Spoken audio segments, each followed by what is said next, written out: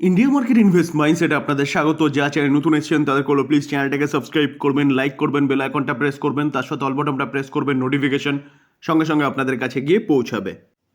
রিলায়েন্স গ্রুপের আরেকটা অন্যতম সাবসিডিয়ারি রিলায়েন্স ফাইন্যান্স বা জিও ফাইন্যান্স সার্ভিস, তো জিও ফাইন্যান্স সার্ভিসকে দেখলে দেখাবে, দেখুন আজকের দিনে কোম্পানিটা 6.5% একটা ডাউন সাইড মুভমেন্ট দেখিয়েছে।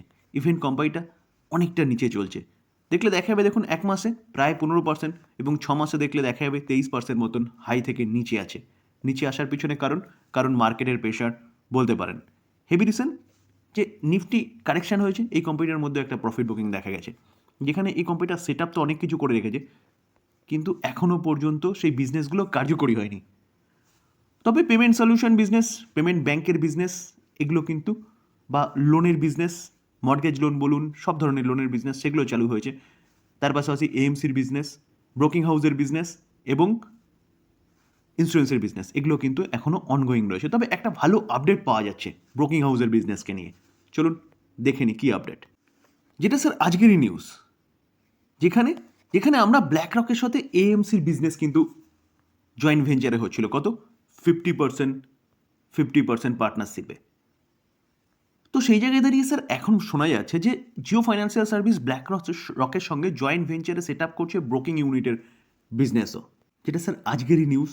দেখুন 21শে জানুয়ারি 2025 এই আর্টিকেল দেখলে দেখাবে, Jio financial service on Tuesday set it's joint venture with black rock, Jio black rock investment advisory has Incorporated a new unit undertake broking operation. তো স্যার এটা কিন্তু একটা ব্যাপক বড় নিউজ বলতে পারেন, যেখানে রিলায়েন্স ইন্ডাস্ট্রিজ আগেই জানিয়েছিল Jio and global asset management black rock joint venture in 2023 জানিয়েছিল তারা যে তারা কি করতে চলেছে, মিউচুয়াল ফান্ডের বিজনেস অর্থাৎ এএমসির বিজনেস একসাথে করতে চলেছে। এখন তার সাথে ব্রোকিং হাউসের বিজনেসও একসাথে করতে চলেছে। তো সেই জায়গায় দাঁড়িয়ে স্যার খুব তাড়াতাড়ি, যতদূর যা খবর আছে, খুব তাড়াতাড়ি কিন্তু তারা তাদের বিজনেসটাকে চালু করবে। তো স্যার মার্কেটের প্রেশারের জন্য হাই থেকে অনেকটা নিচে চলছে এই কোম্পানিটা, কিন্তু আপনি রাডারে রাখতে পারেন। কোম্পানিটা ভবিষ্যতে ভালো রিটার্ন জেনারেট করে দিতে পারে। তবে ডিসক্লেমার দিয়ে রাখি, কোনো বাই রেকমেন্ডেশন নয়। ভালো কোম্পানি নিউজ পাওয়া যাচ্ছে, আলোচনা করলাম, লার্নিং পারপাস। বাই করবেন, নিজে অ্যানালাইসিস করবেন, তারপরে বাই করবেন। স্যার জোম্যাটোকে দেখলে দেখাবে, দেখুন জোম্যাটো আজকের দিনে 10% মতন কারেকশন হয়েছে। মার্কেটের প্রেশার ছিল, ঠিক আছে, কিন্তু তার সাথে হয়তো কিন্তু এই কোম্পানিটার আরও একটা প্রেশার কাজ করছিল, যার জন্য আজকের দিনে এতটা ডাউন সাইড মুভমেন্ট দেখিয়েছে। প্রেশারটা কি, Q3 রেজাল্ট, যেখানে Q3 রেজাল্ট কিন্তু কোম্পানিটা একদম ভালো করেনি। দেখুন দেখলে দেখাবে এস্টিমেটকে মিস করেছে কত 78.37% হারে। তো সেই জায়গায় দাঁড়িয়ে স্যার তার জন্যই কিন্তু এই কোম্পানিটা আজকের দিনে এতটা ডাউন সাইড মুভমেন্ট দেখিয়েছে। কালকে অর্থাৎ গতকাল আমি এই কোম্পানিটার রেজাল্ট নিয়ে ডিটেলস আলোচনা করেছি, যারা দেখেনি তারা প্লেলিস্ট থেকে দেখে নিতে পারেন, যেখানে কোম্পানিটার Q3 profits 57% year on year basis পড়েছে। ভাবতে পারছেন তো এতটা পড়েছে, তার জন্যই কিন্তু কোম্পানিটা এতটা কারেকশান দেখিয়েছে। তো এই জায়গায় দাঁড়িয়ে আপনি কি করবেন, কোম্পানিটা সেল করে দেবেন, না এখন ভালো অপরচুনিটি দেখছেন বাই করার? দেখুন স্যার, সেটা সেই ডিসিশনে যাওয়ার আগে কিন্তু আগে আপনাকে জানতে হবে যে কোম্পানি যে বিজনেস করছে সেই বিজনেসটা কেমন বিজনেস। যেখানে এই কোম্পানিটা কুইক কমার্স এবং ই কমার্সের বিজনেস করছে, ফুড ডেলিভারির বিজনেস করছে, যে বিজনেসগুলোও কিন্তু লং টার্ম সাস্টেনেবল বিজনেস এবং লং টার্মে ভালো গ্রো হবে। এখনও আমাদের দেশের গুটি কয়েক জায়গায় এই কোম্পানিগুলো সার্ভিস দিচ্ছে, গুটি কয়েক। অল ওভার ইন্ডিয়ায় যদি সার্ভিস দেয় বা অল ওভার ইন্ডিয়ার 50% যদি সার্ভিস দেয়, তাহলে কোম্পানিগুলোর বিজনেস কিন্তু কয়েক গুণ বাড়বে। তো এই জায়গায় দাঁড়িয়ে কিন্তু স্যার এই কোম্পানিটা ডিসকাউন্টে পাওয়া গেলে বা এখান থেকে যদি আরও নিচে আসে, তাহলে বাই করার অপরচুনিটি খুঁজতে হবে। এই কোয়ার্টারে রেজাল্ট খারাপ হয়েছে মানে এই নয় যে কোম্পানি এখান থেকে আর ভালোই করতে পারবে না। যেখানে আমরা কোম্পানিটার 5 বছরের চার্ট দেখলে দেখা যাবে, দেখুন যদিও বা 5 বছর কোম্পানিটা এখনও হয়নি, 23শে জুলাই 2021 থেকে কোম্পানিটা লিস্ট হয়েছিল। লিস্ট হওয়ার পরে নিচে এসেছিল, নিচে আসার পিছনে কারণ কোম্পানিটা প্রফিট মেকিং কোম্পানিতে ছিল না, লস মেকিং কোম্পানিতে ছিল। তারপরে কোম্পানিটা ভালো আপসাইড মুভমেন্ট দেখানোর পিছনে কারণ কোম্পানি প্রথম বিজনেস এক্সপ্যান্ড করছিল। এক্সপ্যান্ড করার পরে কোম্পানিটা তার প্রফিটের ওপর জোর দিয়েছে এবং প্রফিট ভালো জেনারেট করছিল দেখলে দেখাবে। তার জন্য এখনও পর্যন্ত কোম্পানিটা তার লো থেকে প্রায় 358% রিটার্ন জেনারেট করে দিয়েছে। কত বছরে দেখুন, 27 জানুয়ারি 2023 থেকে 21শে জানুয়ারি 2025 পর্যন্ত, অর্থাৎ 2 বছরের মধ্যে। তো স্যার এই কোম্পানিটা কিন্তু যদি ডিসকাউন্টে পাওয়া যায়, তাহলে বাই করার অপরচুনিটি খুঁজতে হবে।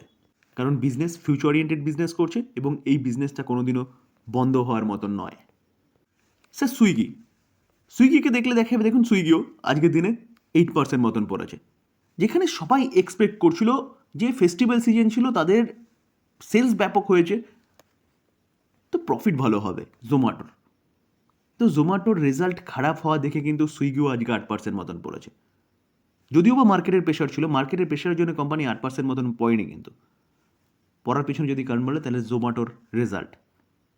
তো এই জায়গায় দাঁড়িয়ে এই কোম্পানিটার ক্ষেত্রেও একই কথা বলবো যে কোম্পানিটা সদ্য মার্কেটে লিস্ট হয়েছে এবং লিস্ট হওয়ার পরে হাই মেরেছিল কত 617, সেখান থেকে মার্কেটের প্রেশারের জন্য কোম্পানিটা অনেকটা নিচে এসছে। তো এই কোম্পানিটাও কিন্তু আপনি রাডারে রাখতে পারেন। Business well and good, long term sustainable business, যেখানে এই কোম্পানিটাও ভালো ওয়েলথ ক্রিয়েট করতে পারে লং টার্মে। যদি লং টার্মে আপনি ধৈর্য সহকারে কোম্পানি হোল্ড করতে পারেন তাহলে কিন্তু ভালো ক্যাপিটাল গেন বা ওয়েলথ ক্রিয়েট করে দিতে পারে। তো এই কোম্পানিটাও কিন্তু আপনি রাডারে রাখতে পারেন। যদি নিচে আসে তাহলে বাই করার অপরচুনিটি খুঁজতে হবে। স্যার ওয়্যার এবং কেবিল সেগমেন্টে নাম্বার 2 কোম্পানি, অর্থাৎ 2 নম্বর স্থান দখল করে রয়েছে ভারতের মধ্যে কেইআই ইন্ডাস্ট্রিজ। দেখলে দেখা যাবে দেখুন মার্কেটের প্রেশারের জন্য কোম্পানিটা 2.5% মতন একটা ডাউন সাইড মুভমেন্ট দেখিয়েছে, যেখানে কোম্পানিটা হাই মেরেছিল কত 5,039, সেখান থেকে কোম্পানিটা অনেকটা ডিসকাউন্টে চলছে কত 4,040। ডিসকাউন্টে আসার পিছনে কারণ মার্কেটের প্রেশার। দেখুন লাস্ট 1 মাসে দেখলে দেখা যাবে কোম্পানিটা হাই থেকে 10% মতন কারেকশান হয়েছে, হাই থেকে, যেখানে লাস্ট 6 মাসে যদি দেখলে দেখা যাবে কোম্পানিটা অনলি ফর 1% কারেকশান হয়েছে, 2% মতন কারেকশান হয়েছে। তো এই কোম্পানিটা চলুন আর দেরি না করে রেজাল্ট কেমন করেছে সেটা একটু দেখে নিই। অ্যাট ফার্স্ট দেখে নেবো রেজাল্টের সাথে সাথে কোম্পানি কোনো কর্পোরেট অ্যাকশন দিয়েছে না, কিন্তু দেখলে দেখা যাচ্ছে দেখুন কোম্পানিটা কিন্তু একটা ইন্টারিম ডিভিডেন্ড দিয়েছে 4 টাকা করে, যার ফেস ভ্যালু কত আছে 2 আছে। তো স্যার ইন্টারিম ডিভিডেন্ড যেখানে শেয়ার হোল্ডারদের অ্যাপ্রুভাল কিন্তু দরকার হবে না। তো এবার বলছে কি যে ফিক্সড ডেট বা রেকর্ড ডেট কবে রাখা হয়েছে। স্যার রেকর্ড ডেট রাখা হয়েছে 27 জানুয়ারি 2025। তো যারা 27 জানুয়ারি 2025 পর্যন্ত এই স্টকটা হোল্ড করবে বা তার আগে বাই করবে তারা কিন্তু এলিজিবল হবেন এই 4 টাকা করে ডিভিডেন্ডের জন্য। আমরা কোম্পানির কনসোলিডেটেড নাম্বারে চলে এসেছি। রুপিস কি আছে, রুপিস ইন মিলিয়নে রয়েছে। ওকে, আমরা এবার সিকোয়েন্স দেখে নেব। সিকোয়েন্স কি বলছে, সিকোয়েন্স বলছে 31/12/23, 1 বছর আগে আগের কোয়ার্টার এই কোয়ার্টার, সিকোয়েন্স একদম ঠিকঠাক আছে। আমরা যদি কোম্পানির ইনকাম দেখি তো টোটাল ইনকাম কি বলছে, টোটাল ইনকাম দেখলে দেখাবে দেখুন 1 বছর আগে 20,735, আগের কোয়ার্টারে 22,965, এই কোয়ার্টারে 24,808। তো ইয়ারলি কোয়ার্টারলি কোম্পানির যে ইনকাম সেটা কিন্তু বেড়েছে। তো ইনকাম তো বেড়েছে, এবার কি খরচা, তো টোটাল এক্সপেন্ডিচার বা এক্সপেন্সেস দেখলে দেখা যাবে দেখুন কোম্পানি 1 বছর আগে 18,711, আগের কোয়ার্টারে 20,887, এই কোয়ার্টারে 22,596। তো কোম্পানির ইনকাম যেরকম বেড়েছে সবাই কিন্তু কোম্পানির খরচাও অনেকটাই বেড়ে গেছে। তো ইনকাম মাইনাস এক্সপেন্সেস করলে পরে অপারেটিং প্রফিট পাওয়া যায়। তো অপারেটিং প্রফিট তার নিচেই রয়েছে, দেখলে দেখা যাবে দেখুন 1 বছর আগে 2,024, আগের কোয়ার্টারে 2,078, এই কোয়ার্টারে 2,211। তো অপারেটিং প্রফিট যেটা দেখাচ্ছে সেটা ইয়ারলি এবং কোয়ার্টারলি জাম্প করেছে। তো এবার আমরা কি দেখব, এবার হচ্ছে মেন প্রফিট যেটা ট্যাক্স ও অ্যাডজাস্টমেন্টের পরে পাওয়া যায়। তো দেখলে দেখা যাবে দেখুন প্রফিট ফর দ্য ইয়ার।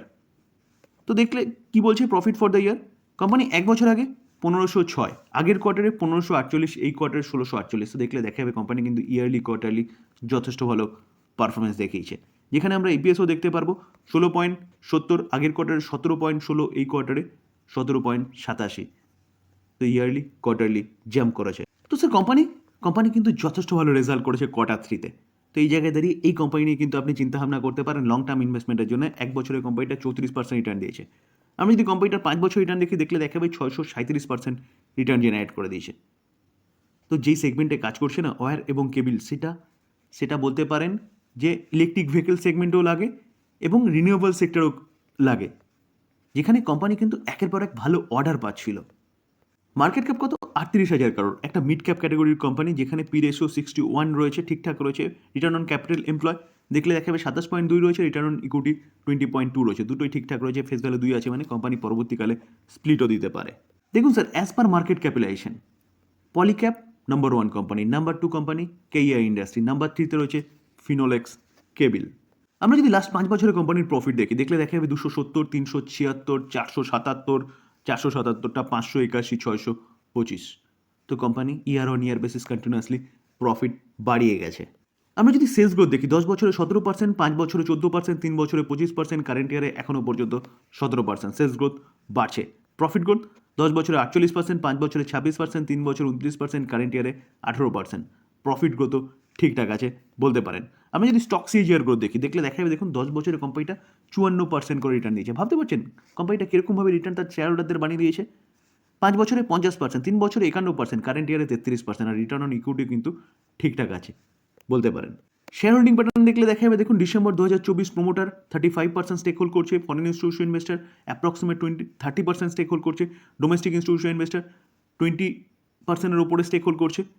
তো এই তিনজনে মিলে কতটা স্টেক হোল্ড করছে? অ্যাপ্রক্সিমেট 85%। মধ্যে অনলি ফর 35 হচ্ছে কে আছে? প্রোমোটার। বাদ বাকি 50% এফআইএস-ডিআইএস হোল্ড করছে। তো স্যার কেন 50% এফআইএস-ডিআইএস হোল্ড করছে? এবং পাবলিককে দেখলে দেখা যাবে 14.52%। স্যার কোম্পানির বিজনেস যেখানে কোম্পানি কিন্তু কন্টিনিউয়াসলি ভালো করছে, তার জন্যই ফরেন ইনস্টিটিউশন ইনভেস্টার এবং ডোমেস্টিক ইনস্টিটিউশন ইনভেস্টার ঠিকঠাক আছে। এবং দেখুন ডোমেস্টিক ইনস্টিটিউশন ইনভেস্টার তার স্টেক সংখ্যা কিন্তু হালিতে বাড়িয়েছে। অর্থাৎ ডিসেম্বরের কোয়ার্টারে দেখলে দেখা যাবে দেখুন তারা কিন্তু স্টেক সংখ্যা বাড়িয়েছে। 16% স্টেক হোল্ড করছিল, সেটা 20% স্টেক হোল্ড করছে। তো স্যার এই জায়গায় এই কোম্পানি নিয়ে কিন্তু আপনি চিন্তাভাবনা করতে পারেন। কোম্পানি রেজাল্ট ভালো করেছে এবং ফিউচার ওরিয়েন্টেড বিজনেস করছে, যেখানে কোম্পানির বিজনেসের ভবিষ্যতেও চলবে। তবে আবারও ডিসক্লেমার দিয়ে রাখি, যে ইনফরমেশনগুলো আমি দিলাম সেগুলো কিন্তু কোনো বাই রেকমেন্ডেশনের জন্য দিইনি। ভালো নিউজ পাওয়া যাচ্ছে, সেগুলো নিয়ে আলোচনা করলাম লার্নিং পারপাস। বাই করবেন, নিজে অ্যানালাইসিস করবেন, তারপরে বাই করবেন, বা আপনি আপনার ফাইন্যান্সিয়াল অ্যাডভাইজারের সাথে কথা বলে নিয়ে তারপরে বাই করবেন। থ্যাংক ইউ, ভালো থাকবেন।